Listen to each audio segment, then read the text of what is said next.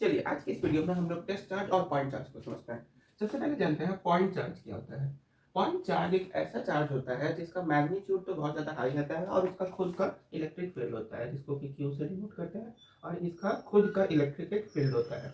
और इसके electric field में कहीं पे भी इसके इलेक्ट्रिक फील्ड में कहीं पे भी अगर एक चार्ज इलेक्ट्रिक फील्ड को एक्सपीरियंस करता है पॉइंट चार्ज के मैग्नेटिक फील्ड में, पॉइंट चार्ज क्योंकि इसका मैग्नीट्यूड क्या है, हाई है, तो इसके जो मैग्नेटिक फील्ड होगा वो भी ज्यादा होगा। तो इसके मैग्नेटिक फील्ड में अगर कोई लो यानी स्मॉल मैग्नीट्यूड का कोई एक चार्ज अगर इलेक्ट्रिक फील्ड को एक्सपीरियंस करता है तो इसको हम लोग बोलते हैं टेस्ट चार्ज। यानी टेस्ट चार्ज क्या कैसा चार्ज हुआ, the positive charge of very small magnitude which is used by us for the study of existence of electric field। यानी क्योंकि ये जो क्यू चार्ज है जिसका मैग्नीट्यूड क्या है, बहुत ज़्यादा कम है, इसी की वजह से हम लोग को पता चलता है कि इसके अराउंड में एक इलेक्ट्रिक फील्ड है। किसके कारण? इस पॉइंट चार्ज के कारण। ये क्या हो गया हमारा? पॉइंट चार्ज हो गया। समझ में आता है? पॉइंट चार्ज को किससे डिनोट करेंगे? कैपिटल क्यू से, और टेस्ट चार्ज को स्मॉल क्यू से। और ये क्या हो गया? Electric field. ये क्या हो गया? Electric field. अब हम लोग जानते हैं इलेक्ट्रिक फील्ड को। इलेक्ट्रिक फील्ड क्या होता है?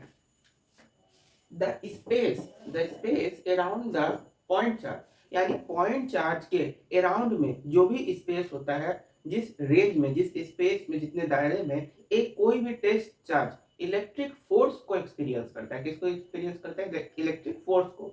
तो उसी स्पेस को हम लोग इलेक्ट्रिक फील्ड बोलते हैं। जैसे ये मेरा एक पॉइंट चार्ज है, इस पॉइंट चार्ज के रेंज में ये टेस्ट चार्ज है क्यू, जो कि एक इलेक्ट्रिक फोर्स को, क्योंकि ये जो क्यू चार्ज है पॉइंट चार्ज है, इसका इलेक्ट्रिक फील्ड होगा। इसके इलेक्ट्रिक फील्ड में ये जो टेस्ट चार्ज है ये इलेक्ट्रिक फोर्स को एक्सपीरियंस कर रहा है, तो जिस स्पेस के अंदर, जिस रेंज के अंदर ये टेस्ट चार्ज इस इलेक्ट्रिक फोर्स को एक्सपीरियंस कर रहा है, उस रेंज को हम लोग बोलेंगे इलेक्ट्रिक फील्ड। ये जो इलेक्ट्रिक फील्ड है ये वेक्टर और स्केलर प्रॉपर्टी को at a time he show करता है। कैसे? क्योंकि इलेक्ट्रिक फील्ड में दो चीज आती है। इलेक्ट्रिक फील्ड में दो चीज आता है। पहली चीज आती है इलेक्ट्रिक फोर्स। पहला क्या आता है? Electric force. दूसरा आता है इलेक्ट्रिक पोटेंशियल। पहली चीज इलेक्ट्रिक फोर्स, दूसरा है इलेक्ट्रिक पोटेंशियल। तो इलेक्ट्रिक फोर्स में फोर्स क्या है? एक वेक्टर क्वांटिटी है, जबकि पोटेंशियल क्या है? एक स्केलर क्वांटिटी है।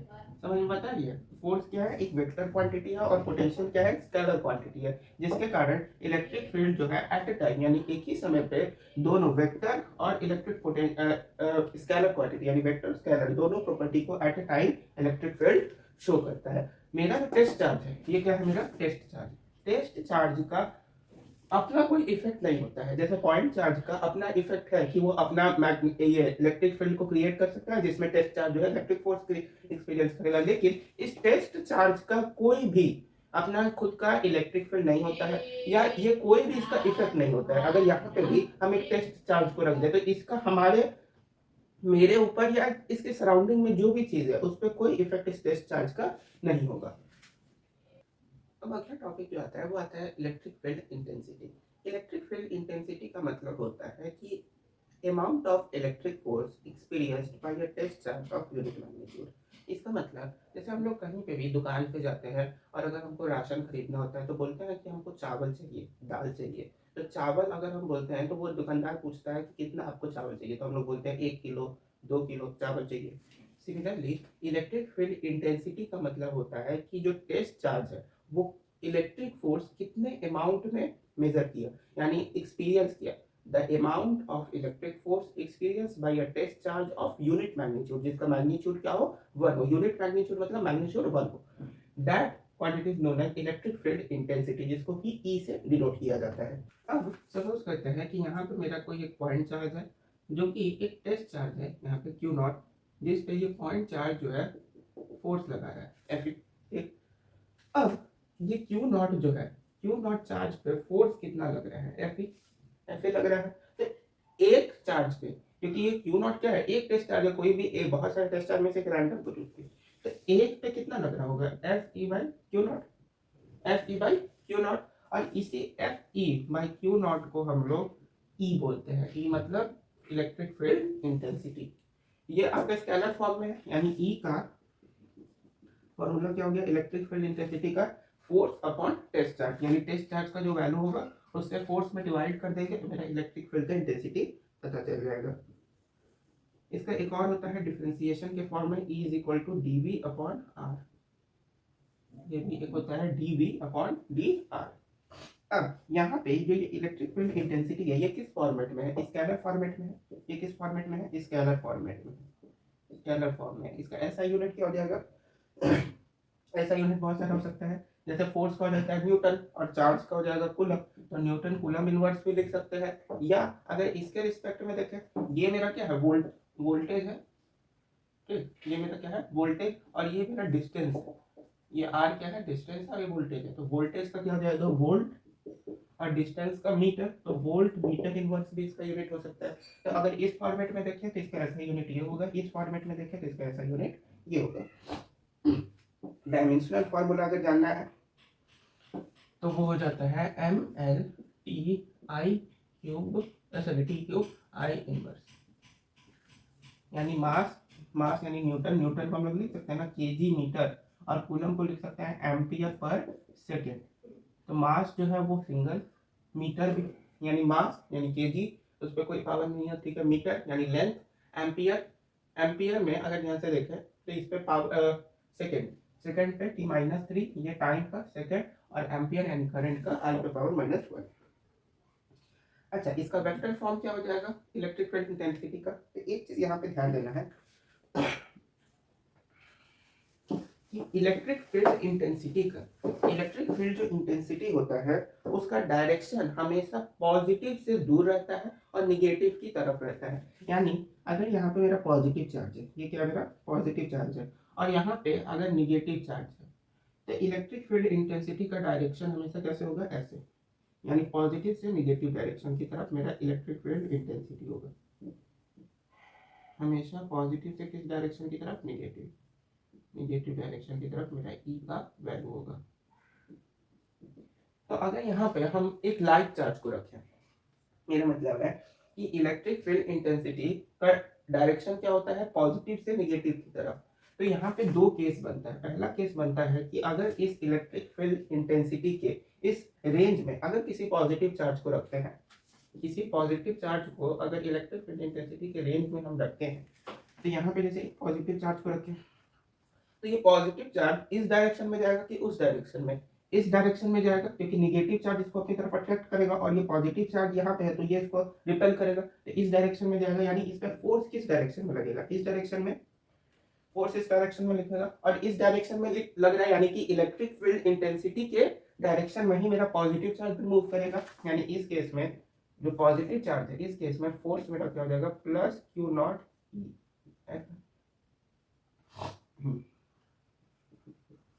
समझ में आता है।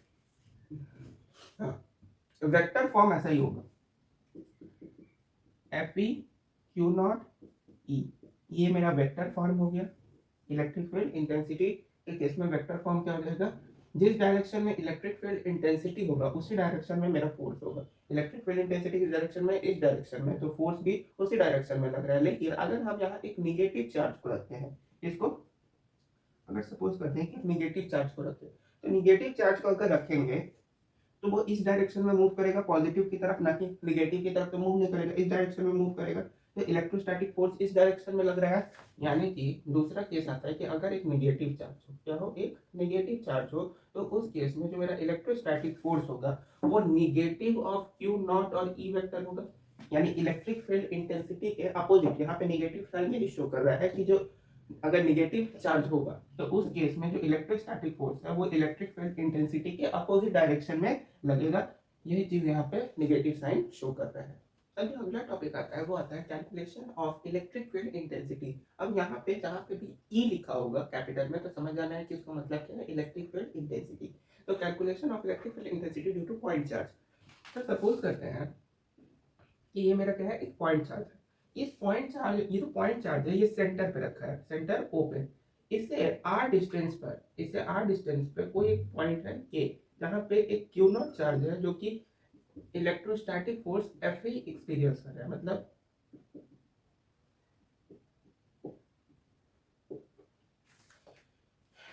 एक पॉइंट चार्ज है जो कहाँ पे है, सेंटर ओ पे, और इस पॉइंट चार्ज से ठीक आर डिस्टेंस पे, कितने डिस्टेंस पे, आर डिस्टेंस पे कोई एक टेस्ट चार्ज है, जिस किस पॉइंट पे, के पॉइंट पे, जो कि इस पॉइंट चार्ज के कारण एफ ई यानी एफ एफ फोर्स को एक्सपीरियंस कर रहा है, एफ ई फोर्स को एक्सपीरियंस कर रहा है।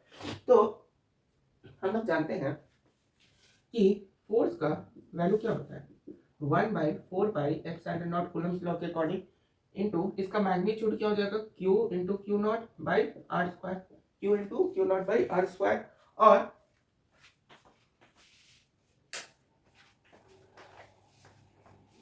अभी एक और बताया फोर्स का फॉर्मूला कि Q नॉट इंटू ई, अभी बताए अगर इलेक्ट्रिक फील्ड इंटेंसिटी के केस में फोर्स का वैल्यू ये हो जाएगा Q नॉट इंटू ई, और कूलम्स लॉ के अकॉर्डिंगली ये होगा। तो दोनों मेरा किसके बराबर है, फोर्स के बराबर, दोनों किसके बराबर है, फोर्स के बराबर। तो इन दोनों को एक साथ लिख देते हैं। तो अगर एक साथ लिखें तो Q naught E is equal to 1/4πε0 into Q not by R square. अब यहाँ से अगर देखें तो Q नॉट से Q नॉट कैंसिल हो जाएगा, Q नॉट से Q नॉट कैंसिल, बचा क्या, E is equal to 1/4πε0 into Q upon R square. अब यहाँ पे ये पूरा टर्म मेरा कांस्टेंट है, ये पूरा टर्म क्या है, कांस्टेंट है, 4 constant, I constant, epsilon not का वैल्यू भी कांस्टेंट। तो electric field intensity directly proportional हो गया पॉइंट चार्ज के, और इनवर्सली प्रोपोर्शनल हो गया पॉइंट चार्ज और टेस्ट चार्ज के बीच के डिस्टेंस के स्क्वायर के। यानी यहाँ से हम लोग लिख सकते हैं कि electric field intensity is directly proportional to Q यानी पॉइंट चार्ज, और electric field intensity is inversely proportional to R square. तो अगर इसका आपको ग्राफ ड्रॉ करना हो, क्या करना हो, ग्राफ ड्रॉ करना हो, तो वो कैसे करेंगे, ऐसे लिखे, ऐसे लिखे। इधर मेरा क्या है, इलेक्ट्रिक फील्ड इंटेंसिटी है, और इधर मेरा आर डिस्टेंस है, इधर इलेक्ट्रिक फील्ड इंटेंसिटी, इधर आर है। तो अगर हमको देखिए इसके अकॉर्डिंगली, किसके अकॉर्डिंगली, इसके अकॉर्डिंगली अगर ग्राफ आपको ड्रॉ करना हो तो कैसे करेंगे, इनवर्सली प्रोपोर्शनल है आर स्क्वायर का, यानी जैसे जैसे डिस्टेंस बढ़ता जाएगा ई का वैल्यू क्या होता जाएगा, इंक्रीज करता जाएगा।